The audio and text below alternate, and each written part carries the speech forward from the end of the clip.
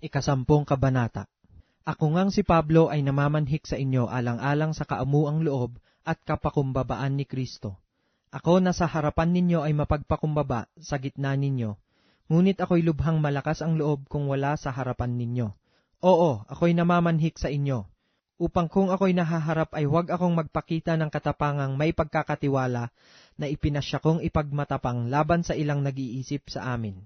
Nawaring kami ay nagsisilakad ng ayon sa laman, sapagkat bagaman kami ay nagsisilakad sa laman, ay hindi kami nangakikipagbakang ayon sa laman. Sapagkat ang mga sandata ng aming pakikipaglaban ay hindi ukol sa laman, kundi sa harapan ng Diyos ay may kapangyarihang gumiba ng mga kuta, na siyang gumigiba ng mga maling haka at ng bawat bagay na matayog na nagmamataas laban sa karunungan ng Diyos, at bumibihag sa lahat ng pag-iisip sa pagtalima kay Kristo, at nangahahanda upang maghiganti sa lahat ng pagsuway kung maganap na ang inyong pagtalima.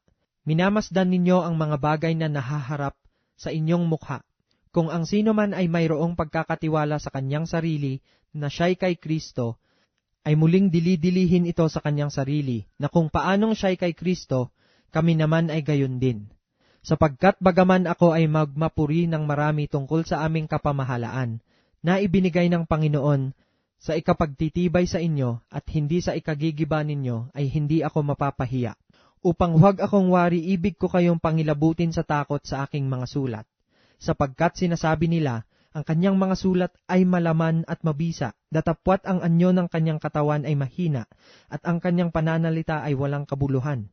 Bayaang isipin ng isang gayon ito, na kung ano kami sa pananalita sa mga sulat, pagka kami ay wala sa harapan, ay gayon din kami naman sa gawa pagka kami ay nahaharap.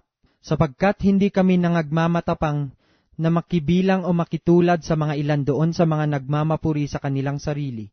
Ngunit sila na sinusukat ang kanilang sarili sa kanila rin, at kanilang itinutulad ang sarili sa kanila rin, ay mga walang unawa.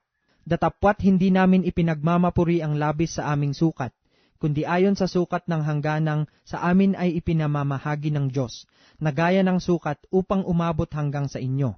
Sapagkat hindi kami nagsisilagpas ng higit, nawaring hindi na namin kayo aabutin, sapagkat hanggang sa inyo naman ay nagsirating kami sa Ebanghelyo ni Kristo, na hindi namin ipinagmamapuri ang labis sa aming sukat, sa makatuwid bagay ang mga gawa ng ibang mga tao, kundi yamang may pag-asa, na ayon sa paglago ng inyong pananampalataya, kami pupurihin sa inyo ayon sa aming hangganan sa lalong kasaganaan, upang ipangaral ang Ebanghelyo sa mga dako paroon ng lupain ninyo. At huwag kaming mangagmapuri sa hangganan ng iba tungkol sa mga bagay na nangahahanda na sa amin.